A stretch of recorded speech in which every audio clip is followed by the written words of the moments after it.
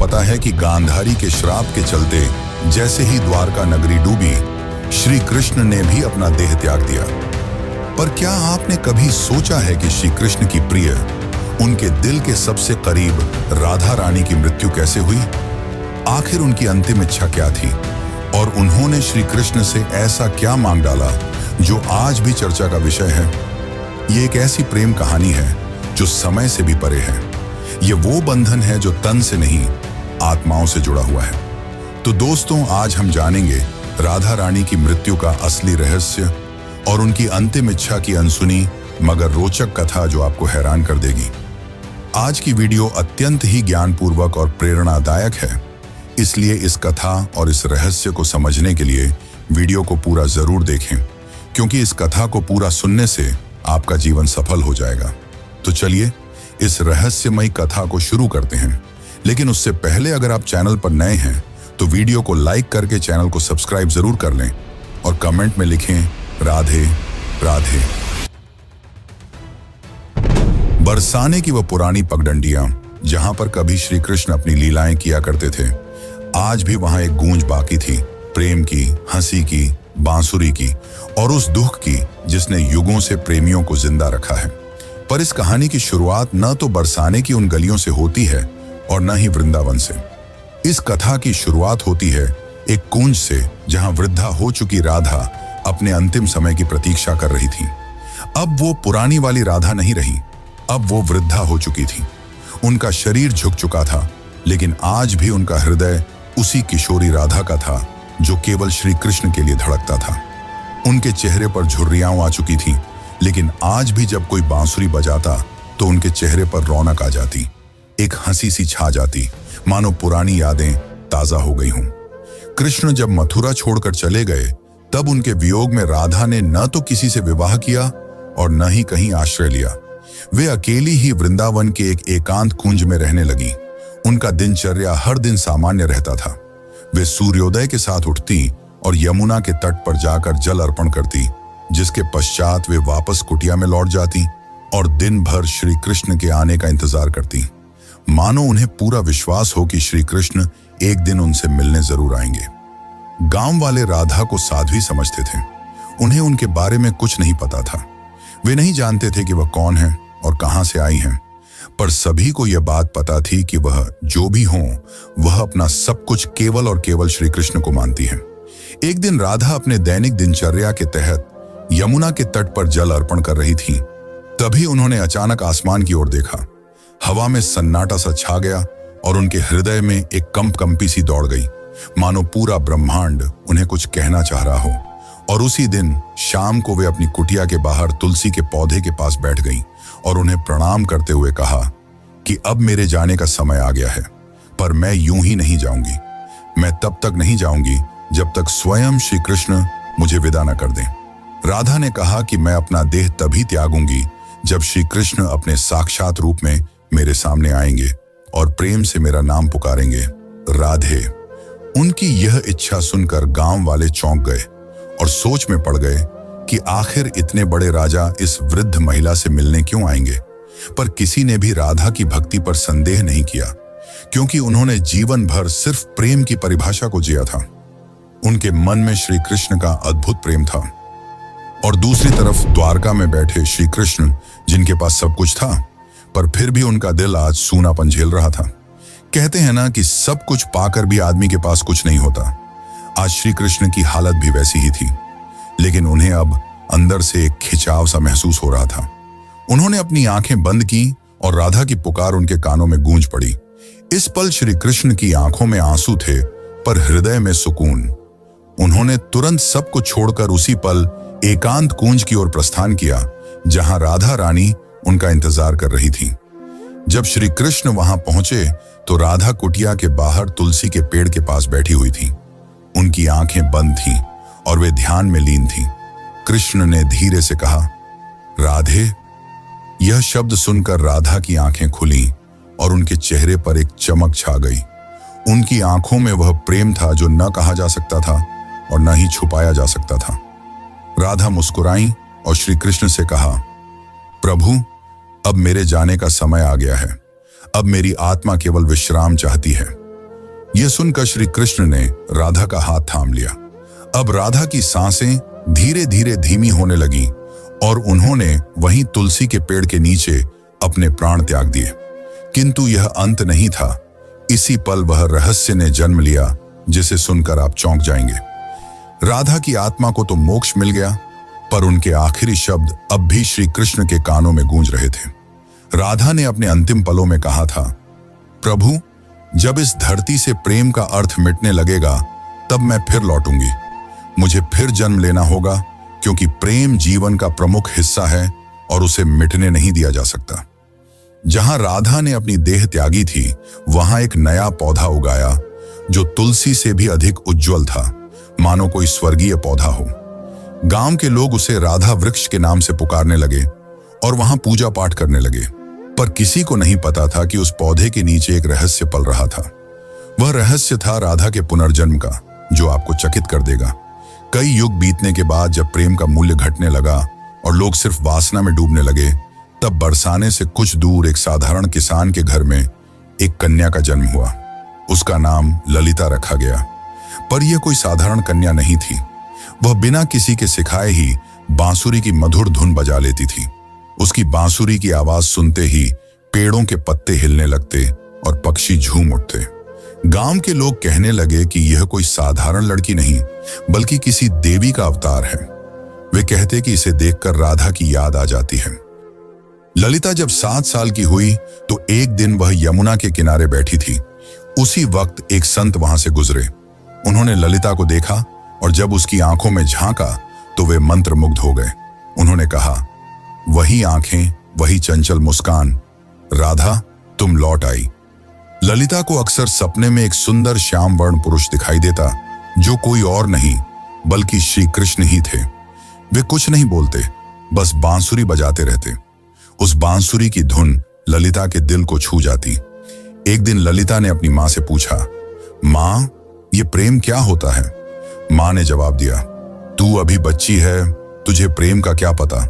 ललिता चुप हो गई, लेकिन उसकी आंखों में एक पुराना दर्द था, मानो उसने यह सवाल पहले भी किसी और जन्म में पूछा हो। जब ललिता 13 साल की हो गई तो एक दिन वह यमुना तट के पास बैठकर बांसुरी बजा रही थी कि तभी अचानक उसकी बांसुरी से अलग धुन निकलने लगी।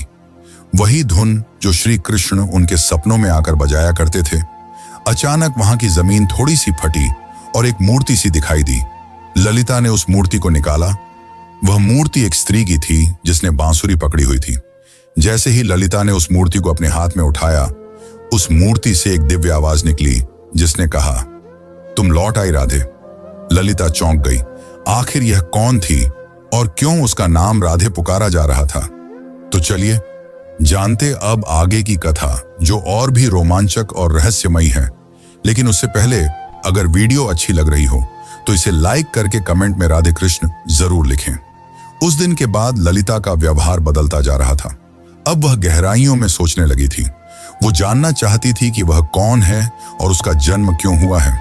आखिर क्यों उसे प्रेम और कृष्ण जैसे शब्द इतना आकर्षित करते हैं। उसी दौरान एक संत हिमालय से कई वर्षों की तपस्या कर बरसाने लौट रहे थे। जब उन्होंने ललिता को देखा तो वे स्तंभ रह गए। वह बोले, युगों पहले मैंने यही आंखें राधा की देखी थी। कन्या, तुम इस युग की नहीं हो। तुम्हारा जन्म किसी उद्देश्य से हुआ है। ललिता ने पूछा, कौन सा उद्देश्य? तब उस तपस्वी संत ने अपनी आंखें बंद कर जवाब दिया, अभी के युग में प्रेम केवल एक शब्द बनकर रह गया है। तुम्हें उसे फिर से जीवन बनाना है। अब बरसाने की गलियों में एक नई कथा जन्म लेने वाली थी। दरअसल यह कथा नई नहीं बल्कि पुरानी थी, राधा के पुनर्जन्म की कथा। अब ललिता किशोर अवस्था में पहुंच चुकी थी। अब उनके मन में विचित्र सी बेचैनी थी, मानो कोई उन्हें पुकार रहा हो। रातों में ललिता यमुना के तट पर अकेले बैठती और उस अज्ञात पुरुष की कल्पना करती जो उन्हें सपनों में दिखाई दिया करते थे। एक दिन ललिता ने अपनी मां से पूछा, मां, क्या प्रेम बिना कहे भी हो सकता है? तब उनकी मां ने जवाब दिया, बेटी, सच्चा प्रेम तो वही होता है जो कुछ कहे बिना ही हो जाए। पर ललिता तो कुछ और ही सोच रही थी। उसका हृदय उस व्यक्ति के लिए धड़क रहा था जिससे वो कभी मिली भी नहीं थी। एक दिन उस स्वामी ने ललिता को अपने आश्रम में बुलाया और कहा, राधे, अब समय आ गया है। कृष्ण इस युग में जन्म ले चुके हैं, पर इस युग में उन्होंने एक ब्राह्मण के रूप में जन्म लिया है और तुम्हें उन्हें ढूंढना पड़ेगा। यह सुनकर ललिता खुशी के मारे झूमने लगी, क्योंकि जिस पल का उसे इंतजार था वो आने वाला था। पर एक समस्या थी, ललिता श्री कृष्ण को पहचानेंगी कैसे? तब उस संत ने कहा, जब वे तुम्हारे सामने आएंगे तो तुम खुद ही उसे पहचान लोगी। पर ध्यान रखना, इस बार परीक्षा और भी ज्यादा कठिन होगी, क्योंकि अब युग बदल चुका है। अब तुम्हारा प्रेम व्यक्तिगत नहीं रहा, बल्कि अब तुम्हें लोगों और समाज का सामना करते हुए पूरे संसार को प्रेम का अर्थ समझाना होगा। अब श्री कृष्ण पुनर्जन्म ले चुके थे और एक नव युवक साधु के रूप में थे, जिनका नाम अनंतानंद था, जो लोगों को उपदेश दिया करते थे। पर कोई नहीं जानता था कि असल में अनंतानंद हैं कौन। वे जब प्रवचन देते तो प्रेम की ऐसी वाणी बोलते कि लोग रो पड़ते थे। वे कहते थे, प्रेम केवल शरीर का नहीं बल्कि आत्मा का संबंध है। प्रेम का अर्थ ही है त्याग और समर्पण। पर अंदर से वे भी अधूरा सा महसूस करते थे। वे भी हर रात यमुना के तट पर जाकर बैठ जाते और उस अज्ञात स्त्री के स्वप्न में खो जाते। अब एक दिन संत के आदेशानुसार ललिता अपने माता पिता को प्रणाम कर अकेले ही अपने उस अज्ञात प्रेम की तलाश में निकल पड़ी। उनके हाथ में केवल एक छोटी सी बांसुरी थी और मन में दृढ़ निश्चय। वे गांव-गांव घूमती, कभी कथा सुनती तो कभी कई साधुओं से मिलती, इस उम्मीद में कि उसे उसका प्रेम मिल जाए। पर किसी साधु में वह तेज नहीं था जिसकी तलाश ललिता को थी। एक दिन उसे एक वृद्ध महिला मिली, जिसने उससे पूछा, बेटी, तुम इधर उधर क्यों भटक रही हो? तब ललिता ने कहा, मुझे किसी की तलाश है। उस वृद्ध महिला ने ललिता में राधा सा तेज देखा और उसे सुझाव दिया, बेटी, तुम अपनी यह बांसुरी बजाओ। जो तुम्हारे लिए बना होगा वह स्वयं ही धुन सुनकर तुम्हारे पास खींचा चला आएगा। जिसके पश्चात ललिता ने ऊंची पहाड़ी पर चढ़कर अपनी बांसुरी बजाई और ठीक उसी पल उसे कई मील दूर अनंतानंद की आंखें भर आईं। ललिता अब तक 8 गांव पार कर चुकी थी। हर गांव में वह अपनी बांसुरी बजाती, मगर अब तक उसे वह नहीं मिल पाया था जिसकी उसे तलाश थी। ललिता को अनंतानंद के आसपास होने का एहसास होता, मगर वह उसे ढूंढ नहीं पा रही थी। अब वह थक चुकी थी, जिसके बाद उसने प्रण लिया कि यदि अगली पूर्णिमा की रात तक उसे वह नहीं मिला तो वह यमुना में कूदकर अपनी जान दे देगी। उस दिन आखिरी बार ललिता ने बांसुरी बजाई। उसकी धुन वैसी ही थी जो किसी को अंदर तक भिगो दे। उसी पल हिमालय में बैठे अनंतानंद को वह ध्वनि सुनाई दी। उसे वह ध्वनि काफी प्रभावी लगी, मानो उसने कई वर्षों बाद वही ध्वनि सुनी हो जो उसे पुकार रही हो। अनंतानंद ने तुरंत ही हिमालय छोड़ दिया। ठीक उसी रात ललिता को फिर से स्वप्न आया, पर इस बार स्वप्न काफी अलग था। इस बार श्री कृष्ण और राधा यमुना के तट पर बैठे थे और राधा श्री कृष्ण से पूछ रही थी, प्रभु, क्या इस बार भी मेरी प्रेम कहानी अधूरी रह जाएगी? कृष्ण ने कहा, नहीं राधे, इस बार संसार को तुम्हारे प्रेम की पूर्णता दिखाई देगी। इतना कहते ही ललिता का स्वप्न टूट गया। ललिता के मन में एक नई उम्मीद जाग उठी थी। अब वह उस जगह पहुंची जहां अनंतानंद पहुंचने वाले थे, वृंदाधाम। यह कोई आम स्थान नहीं थी। कहते हैं कि इसी स्थान पर राधा ने कृष्ण को आखिरी बार देखा था और एक शिला को छूकर प्रण लिया था कि जब तक उसकी प्रेम कहानी पूर्ण नहीं हो जाती वह लौटती रहेगी। उस समय वृंदाधाम में एक कथा हो रही थी और उस कथा के वाचक कोई और नहीं बल्कि स्वयं अनंतानंद थे। ललिता बहुत दूर खड़ी थी और उनके चेहरे को भी नहीं पहचानती थी, परंतु उनकी वाणी में कुछ ऐसा था जिसने उसके हृदय को प्रभावित कर दिया। उस दिन अनंतानंद प्रेम की परिभाषा समझा रहे थे। प्रेम वह नहीं जो आपके पास होता है और आपके साथ जीता है। प्रेम तो वह है जो दूर होकर भी पास होता है। वे यह सब बता ही रहे थे कि उनकी आंखें ललिता से टकराईं। दोनों एक पल के लिए स्तंभ रह गए, मानो पूरी दुनिया ही रुक गई हो। अनंतानंद ने तुरंत ही प्रवचन छोड़ दिया और ललिता के पास दौड़े चले आए। तब ललिता ने अनंतानंद से धीरे से पूछा, क्या आज भी आपको मेरी आवाज सुनाई देती है? अनंतानंद ने उसकी आंखों में देखा और प्रेम से कहा, राधे, तुम आ गई। पल काफी मनमोहक था। पूरा संसार थमा हुआ था, लेकिन यह अंत नहीं था। असली कहानी तो अब शुरू होने वाली थी। अचानक मौसम खराब होने लगा और बादल काले पड़ गए, और तभी वहां एक साधु कुरंगनाथ प्रकट हुए, जो नहीं चाहते थे कि राधा और कृष्ण फिर से मिलें, क्योंकि उसे ऐसा लगता था कि अगर राधा और कृष्ण फिर से मिल गए तो प्रेम को धर्म से ऊपर का स्थान मिल जाएगा, जो कि समाज की जड़ता को तोड़ डालेगा। कुरंगनाथ ने कहा, तुम्हारा प्रेम आज के युग के नियमों के विरुद्ध है। आज का समाज न तो इस प्रेम को समझेगा और न ही सहन कर पाएगा। तब अनंतानंद ने कहा, प्रेम समाज का मिलन नहीं बल्कि दो आत्माओं का मिलन है। तब कुरंगनाथ ने कहा, तो फिर अब तैयार हो जाओ अंतिम परीक्षा के लिए। कुरंगनाथ ने कहा कि यदि तुम्हारा प्रेम सच्चा है तो अगली पूर्णिमा की रात तक ललिता अपनी आंखों पर पट्टी बांध लेगी और वह बिना देखे और बिना सुने तुम्हें ढूंढ निकालेगी। यदि वह इसमें असफल हो जाती है तो दोनों को फिर से युगों युगों के लिए बिछड़ना होगा। अनंतानंद यह सुनकर मौन रह गए, पर ललिता ने बड़े ही प्रेम पूर्वक और शक्ति से कहा, मुझे आपकी यह शर्त मंजूर है। पूर्णिमा की रात पास आ रही थी। यह परीक्षा ललिता के लिए केवल एक शर्त नहीं थी, बल्कि उसके प्रेम और संयम की लड़ाई थी। वह खुद भी यह जानना चाहती थी कि क्या बिना देखे सिर्फ मन और आत्मा से प्रेम किया जा सकता है या नहीं। अब उसने अपने नेत्रों पर पट्टी बांध ली और कसम खाई कि वह अब किसी को नहीं देखेगी जब तक उसकी आत्मा उसे स्वयं श्री कृष्ण को न दिखा दे। लोगों ने जब उसे ऐसा करते देखा तो वे उसका मजाक उड़ाने लगे कि आजकल की कन्याओं को तो सिर्फ नाटक करना आता है। लेकिन कुछ ऐसे भी थे जिन्होंने उसके इस प्रयास की तारीफ की और उसे हिम्मत दी और बोले, हे राधे, तुम इस युग में जरूर प्रेम को जीत दिलाओगी। उधर दूसरी ओर अनंतानंद एक सुनसान गुफा में ध्यान मग्न बैठे थे। वे केवल एक ही शब्द दोहरा रहे थे, राधे। वे न कुछ खा रहे थे न पी रहे थे। उनके शिष्य इस दृश्य को देखकर घबरा गए और बोले, गुरुदेव, यदि ऐसे ही चलता रहा तो आप जीवित नहीं बचेंगे। तब अनंतानंद ने मुस्कुराते हुए उत्तर दिया, मेरे प्राण तो केवल राधे में बसते हैं। इतना कहकर उन्होंने अपने शिष्यों को आदेश दिया कि यदि ललिता उनके बारे में पूछे तो उसे न उनका चेहरा बताया जाए, न ही उस स्थान का पता दिया जाए जहां वे ध्यान कर रहे हैं। वे भी जानना चाहते थे कि क्या इस युग में भी राधा केवल अपनी आत्मा की पुकार से उन्हें ढूंढ पाएगी। इधर ललिता अपनी आंखों पर पट्टी बांधे गांव-गांव भटक रही थी। वह अनेक साधुओं से मिलती और पूछती, क्या आप अनंतानंद हैं? पर उसे कुछ हासिल नहीं हो रहा था। कुछ साधुओं ने तो यहां तक झूठ बोलने की कोशिश की कि मैं ही अनंतानंद हूं, पर ललिता का हृदय उन्हें पहचान जाता। उनकी आवाज में वह माधुर्य नहीं था, न ही वह तेज था जो केवल आत्मा से पहचाना जा सकता था। एक बार एक साधु उनके पास आया जिसमें गजब का तेज था और जिसकी वाणी अत्यंत मधुर थी। उसने ललिता से कहा, मैं ही अनंतानंद हूं।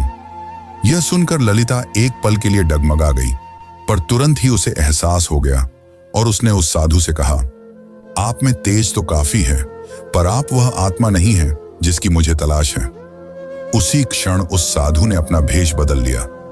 दरअसल वह कुरंगनाथ ही था जिसने भ्रम फैलाने के लिए ऐसा किया था। अब कुरंगनाथ ने क्रोध में कहा, तू अब तक नहीं टूटी? आखिर किस प्रेम की बात करती है तू? इतना सुनकर ललिता ने कहा, मेरा प्रेम इस युग के बंधनों से मुक्त है, जिसे शब्दों में समझाना असंभव है। इतना सुनकर कुरंगनाथ वहां से चला गया। अब ललिता उस गुफा के पास पहुंच चुकी थी जहां अनंतानंद ध्यान मग्न थे। ललिता धीरे धीरे गुफा के अंदर गई और अंत में उसे वहां किसी के होने का आभास हुआ, जिससे दिव्य तेज निकल रहा था। ललिता ने उन्हें पहचान लिया और उनके पास जाकर अपनी बांसुरी उनके पैरों में रख दी और कहा, मैं आपको देख नहीं सकती, पर मेरा हृदय काफी जोर से धड़क रहा है। क्या आप वही हैं जिनकी मुझे तलाश है? अनंतानंद ने बांसुरी उठाई और उसे बजाया, वही धुन जो ललिता को यमुना तट और अपने सपनों में सुनाई देती थी। फिर अनंतानंद ने उसकी पट्टी खोली और कहा, राधे, इस बार भी तुमने मुझे तन से नहीं, केवल अपने मन और आत्मा से पहचान लिया। वे दोनों रो पड़े। उनकी आंखों में कई सालों की थकान थी जो अब मिट रही थी। तभी वहां एक साधु आए और उन्होंने कहा, राधा और कृष्ण, तुम्हारा प्रेम संपूर्ण तभी माना जाएगा जब यह समाज इसे स्वीकार करेगा। जब इस समाज के सामने तुम्हारा प्रेम सत्य और पवित्र सिद्ध हो जाएगा, तभी तुम्हारा मिलन सफल होगा। राधा ने कहा, प्रेम तो किसी समाज के बंधन से मुक्त होता है, उसे किसी के प्रमाण की जरूरत नहीं। लेकिन तभी अनंतानंद ने उसे समझाते हुए कहा, राधे, अब युग बदल गया है। अब यह समाज प्रेम की परिभाषा भूल चुका है। इतना कहकर अनंतानंद ने उस साधु से पूछा, आप ही बताइए कि हमें क्या करना होगा।